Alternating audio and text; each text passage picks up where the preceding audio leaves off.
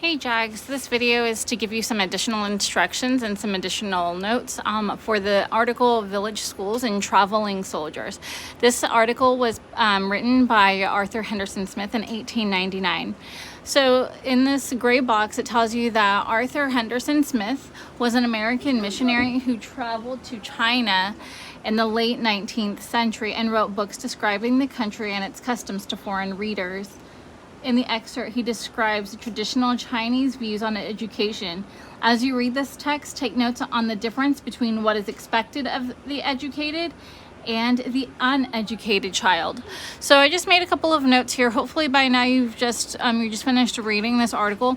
But within this first paragraph, this last sentence or two is rather important because it reads, according to Chinese theory or practice, a school which should only be in session for 6 months of the year would be a gross absurdity. The moment a child fails to attend school, he is supposed, and with reason, to become quote-unquote wild. So I want to point out a couple of things to you within those two sentences. The first thing is that this really tells us about the Chinese education, and it also uses these two terms, gross and wild, and those are going to come up a couple of different times throughout this article.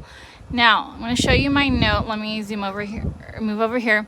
So Chinese education, so there's going to be a child that goes to school and then basically a child that doesn't go to school, and the child that fails to become educated is considered quote-unquote wild.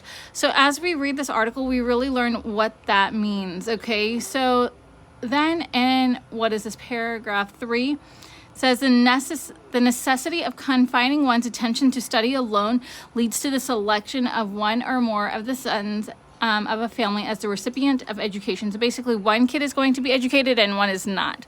Now notice this first part, that basically Chinese education demands consistent and constant study. Okay, now once again we said that it brings up that he may be incomparably more useful to his family than the other, but so far as education goes, he is only a wild lad. So remember, the child that does not go to school is considered wild. I told y'all just a moment ago that we'd see that term, and so here's now time number 2 that we see that term wild.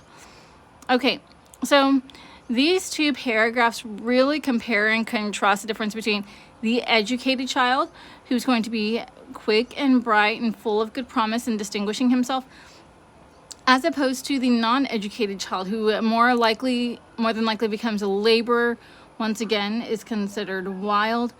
And it says that like he'll be outside doing labor work in the hot and July sun in comparison to his brother.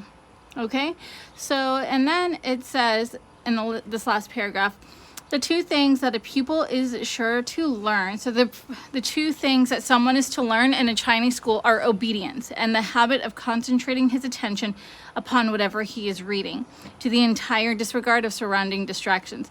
So far as they go, these are valuable acquirements, although they can scarcely be termed an education. So basically, no matter what, someone who is in Chinese school is going to learn obedience and to pay very close attention to what they are reading. I hope this helps you answer the discussion questions as well as the text-dependent questions. Have a great day, Jags.